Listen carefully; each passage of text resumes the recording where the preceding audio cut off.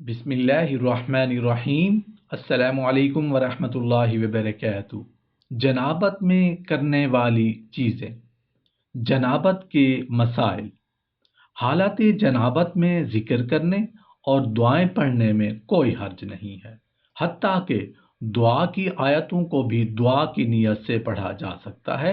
البتہ بہتر یہ ہے کہ کم از کم وضو کر کے اذکار اور ادعیہ کو پڑھا جائے۔ جنابت کی حالت میں سلام کرنا، سلام کا جواب دینا، آذان کا جواب دینا اور دینی اور دنیاوی گفتگو کرنا سب جائز ہے۔ حالت جنابت میں کھانا پینا درست ہے، مگر بہتر یہ ہے کہ ہاتھ دھو کر اور کلی کر کے کھائیں پئیں۔ جنوبی کا جھوٹا پاک ہے اور اس کا کھانا پینا بلا شبہ درست ہے۔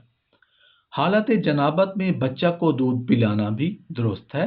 جنابت کی حالت میں بال، ناخن وغیرہ کاٹنا مکروہ تنزیہی ہے۔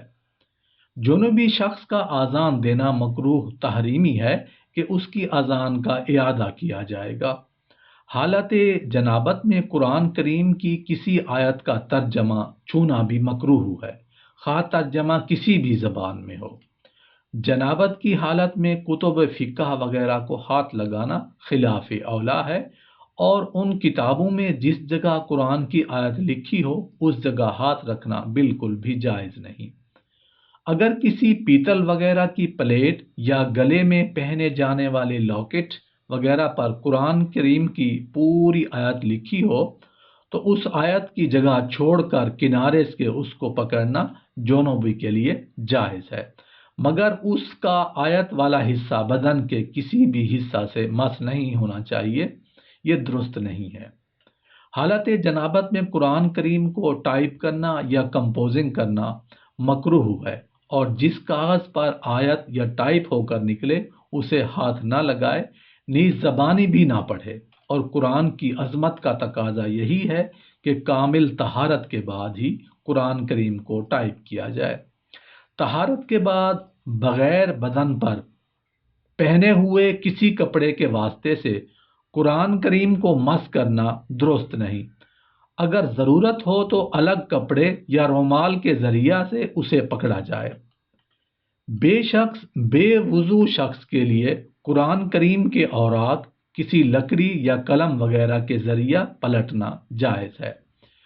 جب لذت و شہوت کے ساتھ پانی اچھل کر نکلے، چاہے وہ کوئی بھی صورت ہو، جس طرح وظیفہ زوجیت کے وقت نکلتا ہے، تو یہ جنابت کی حالت ہے، لہذا غسل کرنا واجب ہے۔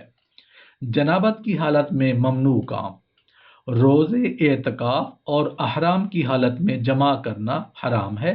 اگر اختلاف یعنی خواب کی صورت میں ایسا ہو جائے تو روزے اعتکاف اور حج پر کوئی اثر نہیں پڑتا، فوراً غسل کر کے پاک ہو جانا ضروری ہے۔ جنابت کی حالت میں قرآن حکیم کی تلاوت نہیں کر سکتے، نہ دیکھ کر نہ زبانی۔ نماز بھی ادا نہیں کی جا سکتی۔ مسجد میں داخل نہیں ہو سکتے، البتہ مسجد میں سے گزر سکتے ہیں۔ جنابت کی حالت میں جائز امور: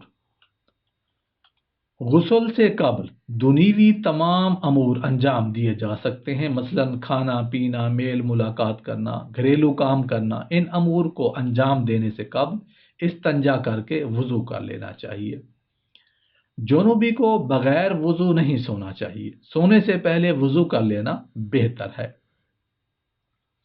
البتہ وضو کے بغیر سو جانے والے پر بھی کوئی گناہ نہیں ہے۔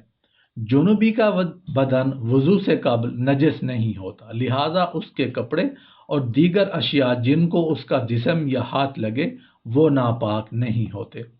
اگر عورت خواب میں کچھ ایسا دیکھے اور اپنے کپڑوں پر بھی تری پائے تو اس پر غسل واجب ہے۔